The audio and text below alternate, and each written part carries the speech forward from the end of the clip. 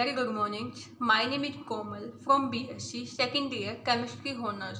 My presentation on the topic of Arrhenius theory and Bronsted-Lowry concept.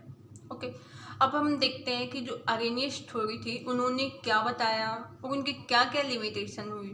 फिर बाद में उनकी लिमिटेशन को ओवरकम करने के लिए आई हमारी ब्रोंस्टेड-लowry कंसेप्ट। उन्होंने क्या बताया, उनकी लिमिटेशन क्या था। वैसे आने में तो फिर बाद में अपनी जो लेविस बेस थ्योरी आई थी, उसके बाद में लक्स फ्लर थ्योरी भी आई थी। उनके सबके अलग अलग पॉइंट थे, अलग अलग उनकी लिमिटेशन थी, वो एक एक वो सही करते जा रहे थे। जैसे फर्स्ट था वो अरेनियस थ्योरी थी। ये अरेनियस के अकॉर्डिंग तो होते हैं जैसे कि अपना कोई भी कंपाउंड है उसके पास H से एटम्स होना चाहिए, हाइड्रोजन एटम, बट वो वाटर के अंदर डिजोल्व करे तो H पॉजिटिव आयन दे सके, कम्प्लीटली डिसोशिएट हो सके, उसके अकॉर्डिंग वो एसिड होता था। और बेस अपन उसको कहते हैं जो कंपाउंड हाइड्रोक्सिली मतलब OH आयन्स अपने पास मतलब उस कंपाउंड के पास होने चाहिए और जब वो वाटर्स में डिजोल्व हो तो उस आयन को दे सके, वो उनको बेस मानते थे। ठीक है, लेकिन उनकी काफ़ी लिमिटेशन आई थी। लिमिटेशन ये थी कि जैसे कोई भी कंपाउंड्स होते हैं उनके पास अगर हाइड्रोजन एटम ना हो तो वो एसिड नहीं हुआ। लेकिन बट फिर भी जैसे कि FeCl3 होते हैं, वो एक प्रकार का एसिड ही होता है, बट इनके पास हाइड्रोजन नहीं है। तो इस प्रकार के यहाँ की उनकी लिमिटेशन है। लिमिटेशन और भी थी, जैसे कि मान लीजिए कोई भी एटम्स होते हैं वो गैसेज स्टेट में हुए, कोई भी कंपाउंड गैसेज में हुए, लिक्विड में हुए, तो ये सब वो नहीं बता पाए कि एसिड है या बेस है। फिर सेकेंड थ्योरी थी, वो आई थी ब्रोंस्टेड-लowry कंसेप्ट आया था। उनका मानना था कि एसिड वो उनको कहते थे जिनमें प्रोटॉन अपन डोनेट कर सकें, जो प्रोटॉन डोनेट कर सकता है उनको वो एसिड मानते थे। लेकिन मतलब कि और जो बेस थे वो मानते थे जो अगर कोई भी प्रोटॉन्स है वो एक्सेप्ट करें उनको वो बेस मानते थे।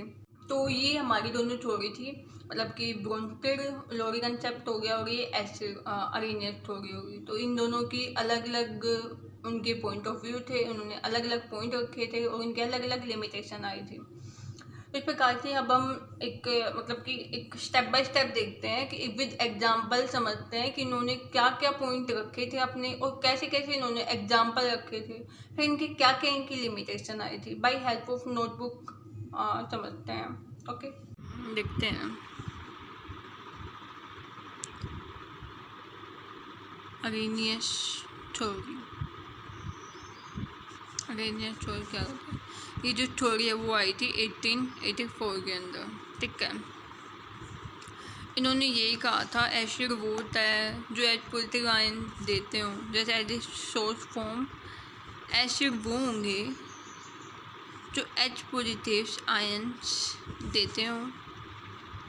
बेस वो होंगे जब वो वाटर्स में डिजोल्व हों या रिएक्ट हों तो OH नेगेटिव आयन उन्हें कहते हैं। जैसे as a definition acids according to Arrhenius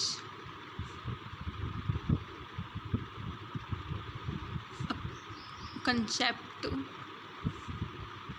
according to Arrhenius मतलब कि acid is hydrogen containing compounds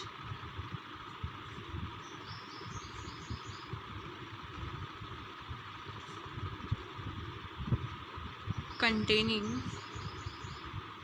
compound which gives H positive ions when dissolve it in H2, जब वाटर्स में डिजोल्व हो तो H पॉजिटिव आयन दे दे। जैसे example ले लेते हैं, जैसे HCl H कंटेनिंग है, वाटर्स में रिएक्ट हुआ तो H पॉजिटिव आयन उसने दिया। और एक और कंडीशन है, अपन इसको स्ट्रॉन्ग एसिड कहेंगे, स्ट्रॉन्ग एसिड कहेंगे। अपन स्ट्रॉन्ग एसिड उनको बोल सकते हैं जो कम्प्लीटली क्या होते हैं, जो कंप्लीट डिसोशिएट हो जाते हों या आयनाइज्ड हो जाते हों, उनको कहते हैं स्ट्रॉन्ग एसिड। जैसे कि वीक एसिड होता है, वीक एसिड का एग्जांपल ले लिया एसिटिक एसिड। इनको जो वाटर्स में करते हैं तो ये कंप्लीट डिसोशिएट नहीं हो पाते। ओके, तो इस वजह से इनको बोलते हैं अपन वीक एसिड, जो कि नॉट कंप्लीट, जो कम्प्लीटली डिसोशिएट नहीं होते, आयनाइजर नहीं होते, ठीक है, उनको कहते हैं। फिर आगे हम देखते हैं बेस, उनकी डेफिनेशन क्या थी अकॉर्डिंग टू बेस। बेस किनको कहते थे वो, उनके अकॉर्डिंग जो बेस था, अकॉर्डिंग टू दिस कंसेप्ट,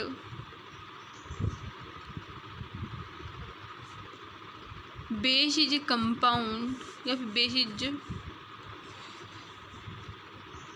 हाइड्रोक्ली, मतलब OH नेगेटिव आयंस होते हैं, कंटेनिंग कंपाउंड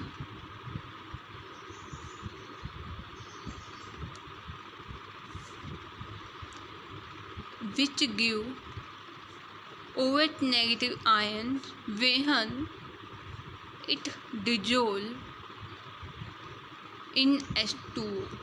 जब इनको वाटर में डिजोल्व करें तो OH नेगेटिव आयन दे सकें। जैसे एग्जांपल ले लेते हैं NaOH, this is the base, water में डिजोल्व हुए तो Na positive plus OH negative ion इन्होंने दिया, तो ये एक स्ट्रॉन्ग बेस हुआ। जैसे अब एग्जांपल ले लेते हैं वीक का जैसे NH4OH हो गए, जब इनको वाटर्स में करेंगे तो एक NH4 positive plus OH negative, this is the weak base, एक वीक बेस है।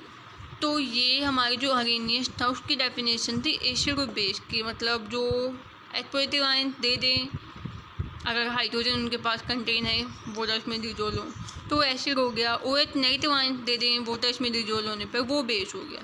ये ही ओनली यही डेफिनेशन दी थी उन्होंने, लेकिन उनकी लिमिटेशन काफ़ी आई थी, उनकी लिमिटेशन थी क्योंकि वो बता ही नहीं पा रहे थे, अगर कोई भी मान लो कंपाउंड हाइड्रोजन कंटेनिंग ना हो या फिर वो वाटर्स में डिजोल्व होकर H पॉजिटिव आयन ना दे तो वो बेस या एसिड हो ही नहीं सकता उनके अकॉर्डिंग। तो काफ़ी लिमिटेशन थी। जैसे मान लो उनकी फर्स्ट लिमिटेशन थी कि Arrhenius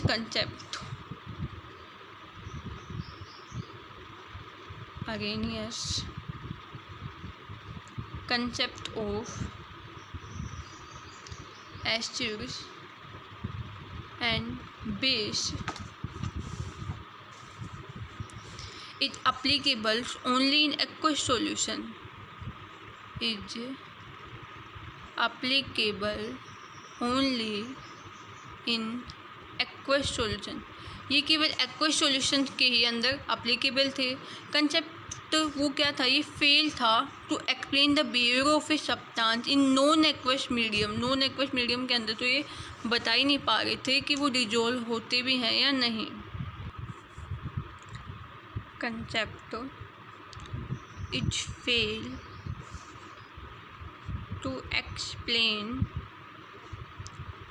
the acid and base behavior of substance in non-aqueous medium।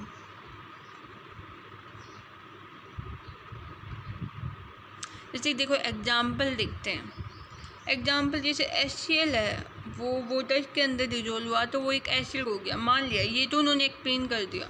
But जब HCl को बेंजीन में करवाते हैं रिएक्ट तो वो एसिड बने, ये नहीं डिफाइन कर पाई थी, not defined bye Arrhenius. Arrhenius ने ये बात डिफाइन नहीं की थी कि वो एसिड है या फिर बेस है, उन्होंने ये बात नहीं बता पाए थे कि एसिड है तो क्यों हुआ। सेकंड, उनके अकॉर्डिंग जो हाइड्रोजन कंटेनिंग होते हैं, जैसे कि हाइड्रोजन कंटेनिंग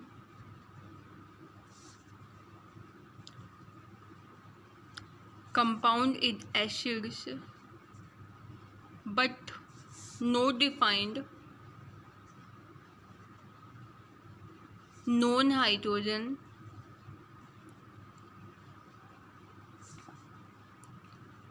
कंटेनिंग कंपाउंड। जैसे कि मान लो मैंने बताया भी था स्टार्टिंग में AlCl3 BF3, ये हमारे एक एसिड ही होते हैं but not defined bye Arrhenius. But Arrhenius ने नहीं बताया कि ये एसिड होते हैं। जैसे कि मान लो NaNH4NH2 होता है, ये हमारा बेस होता है but not defined bye Arrhenius. But Arrhenius ये बात एक्सप्लेन नहीं कर पाई थी। जैसे कि थर्ड हो गया, थर्ड ये था कि वो नहीं it not defined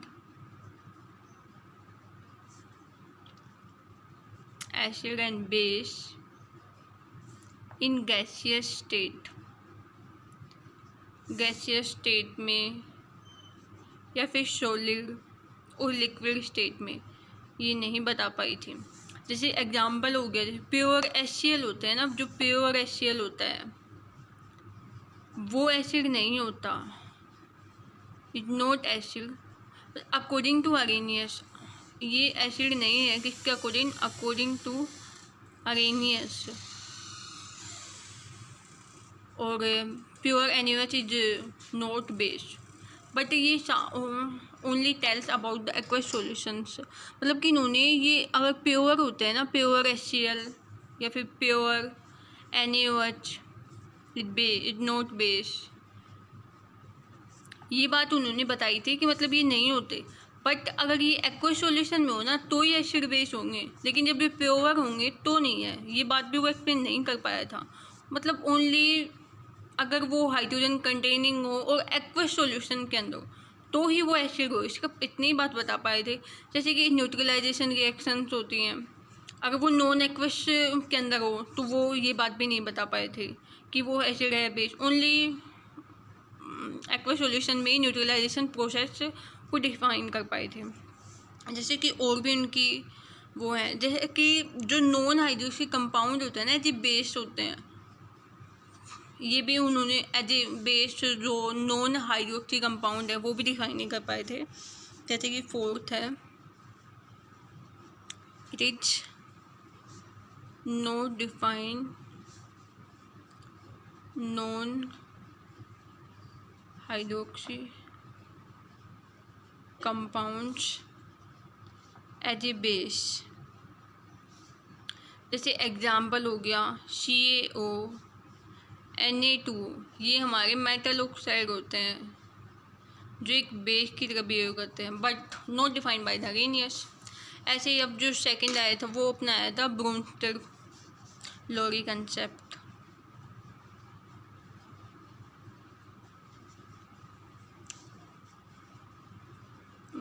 ब्रोंस्टेड-लोरी concept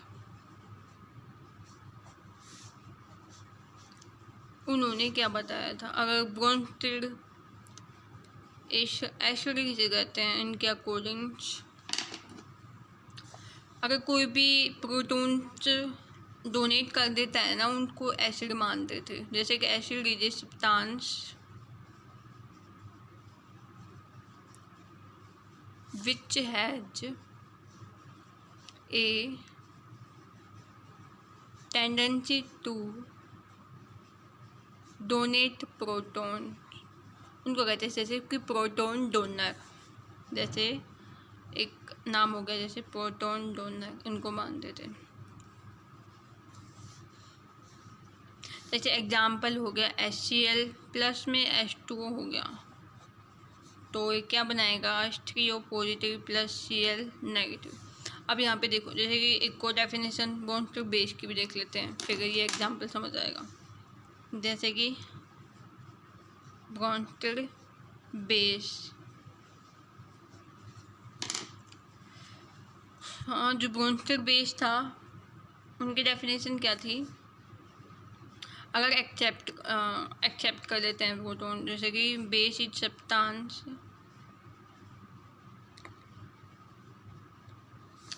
which has a tendency to accept proton from other species। ठीक है, अब जैसे एग्जाम्पल देखते हैं ये वाला, इनको जैसे कि एक शॉर्ट फॉर्म में अपन बोल सकते हैं प्रोटॉन एक्सेप्टर। ओके। अब जैसे कि ये देखते हैं, ये एसिड है, ये अपना बेस है, ठीक है। तो ये जो बेस है ना, बेस, यहाँ देखो, इन्होंने एक इलेक्ट्रॉन को, यहाँ पे एक प्रोटॉन को एक्सेप्ट किया है ना इन्होंने एक प्रोटॉन को। तो प्रोटॉन यहाँ पे एक बेस है, मतलब इसने एक प्रोटॉन एक्सेप्ट कर लिया, तो ये किसकी तरह बिहेव करेगा, एक बेस की तरह बिहेव करेगा, ठीक है।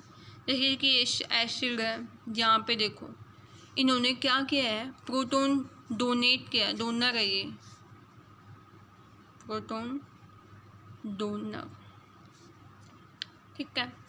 आगे समझ में। अब इनकी जो लिमिटेशन है वो देख लेते हैं। लिमिटेशन, और भी एग्जाम्पल ले सकते हैं, काफ़ी होते हैं। लिमिटेशन क्या थी इनकी, यहाँ पे एक टॉपिक हो गए, वो देखते हैं। जैसे कि क्या था, कंजुगेट एसिड बेस पेयर,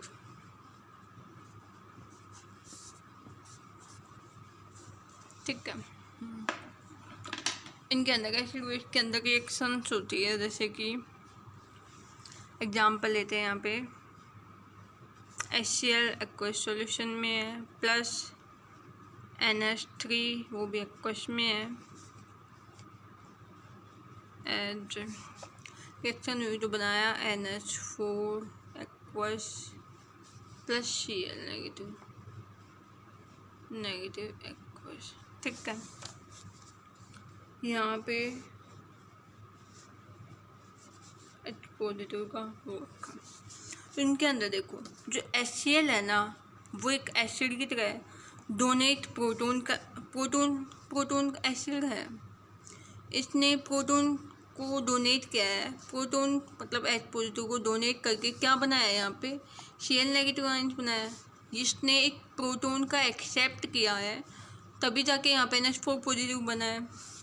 तो इसके अंदर क्या हो सकता है कि जैसे कि अपन बोल सकते हैं कि HCl being an acid donate a proton and form Cl negatives, where ammonia being a base and accept a protons and form ammonium ions. Now, chloride's ion has a tendency to accept protons, where ammonium ions has a tendency to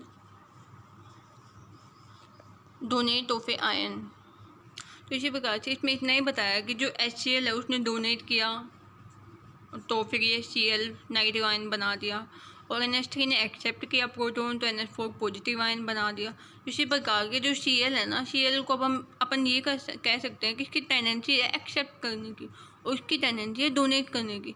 in other words में हम ये भी बोल सकते हैं कि acid donate a protons and becomes a base, and base accept a protons accept कर सकते हैं, तो and becomes an acids, okay.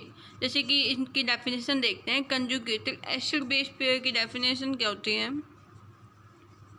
कि acid and base, acid and base that are related by the loss or gain of H positive ion are called conjugate acid base pairs, okay. तो in simple form में ये जो है कि जो acid होते हैं वो एक कंजुगेट बेस की फॉर्मेशन करते हैं, प्लस में H पॉजिटिव आयंस, और जो बेस होते हैं वो H पॉजिटिव से रिएक्ट करके एक कंजुगेटेड एसिड की फॉर्म करते हैं, ओके, इतना बताया गया है। अब हम इसकी लिमिटेशन देख लेते हैं। लिमिटेशन, ठीक है। लिमिटेशन क्या थी ब्रोंस्टिक-लोरी कंसेप्ट की? फर्स्ट लिमिटेशन तो ये थी कि इन्होंने है ना एक्सप्लेन नहीं कर पाए थे कि जो प्रोटॉन्स डोनर ना हो, जो एलिमेंट अगर प्रोटॉन डोनेट नहीं कर पाता हो या फिर एक्सेप्ट नहीं कर पाता हो, वो एसिड या बेस बने या नहीं, ये चीज़ें वो एक्सप्लेन नहीं कर पाए थे। ये बात अरेनियस भी नहीं बता पाए थे। जैसे कि BF3 होता है, ब्रोमो ट्राइफ्लोराइड्स, और ये वगैरह, मतलब कि ये वाले जो कंपाउंड्स होते हैं वो एसिड होते हैं नेचर्स में, बट इन्होंने कोई टाइप का प्रोटॉन डोनेट नहीं किया, फिर भी एसिड हुए, तो ये बात नहीं एक्सप्लेन कर पाए थे। और जैसे कोई रिएक्शंस होती है ऑक्साइड्स के बीच में, जो ऑक्साइड्स हैं लाइक CO2 SO2, ये एक बेसिक की तरह काम करते हैं, बट फिर भी एक रिएक्शन किया, मतलब ये बेस हुए, ये भी, और बिना किसी accept of at positive ion, but फिर भी बेस हैं, तो ये भी एक्सप्लेन नहीं कर पाए थे। उनकी लिमिटेशन थी। जैसे कि फर्स्ट लिमिटेशन है the acidic nature of compound like BF3, FeCl3 and AlCl3, ये सब कुछ नहीं डिफाइन कर पाए थे। Not defined by Bronsted Lowry concept. फिर एक और है कि जो रिएक्शंस होती है between acidic oxides, acidic oxide हो गए जैसे लाइक CO2 हो गए, SO2 हो गए एंड SO3 हो गए, ये अगर विद बेस के साथ करते हो, जो बेसिक ऑक्साइड के साथ, बेसिक ऑक्साइड जैसे कौन सा example, like CaO, BaO, barium oxide and magnesium oxides, which take place even in the absence of waters। मतलब ये अब एसिड और बेस होते हैं, वो दोनों रिएक्ट करते हैं, but without presence of water में रिएक्शन हो रही है, तो ये भी बात नहीं एक्सप्लेन कर पाए थे। जैसे कि फॉर एग्जांपल CaO हो गया और SO3 हो गया, इन दोनों ने रिएक्ट करके क्या बना दिया, कैल्शियम सल्फेट बना लिया, ठीक है। एसिड और बेस था, विदाउट प्रेजेंस ऑफ वाटर बना दिया, not explain by the Bronsted Lowry concept. उनके अकॉर्डिंग, मतलब यहाँ पे कोई भी प्रोटॉन की और ट्रांसफ़र भी नहीं हो रही, फिर भी इन्होंने रिएक्शन की एसिड बेस ने, तो ये बात ही नहीं कह पाए थे। मतलब कि in this reaction between CaO and SO3 there is no proton transfer involved in the reaction, but फिर भी रिएक्शन पॉसिबल हुई, तो मतलब उनके द्वारा नहीं एक्सप्लेन कर पाए थे। Okay, thank you.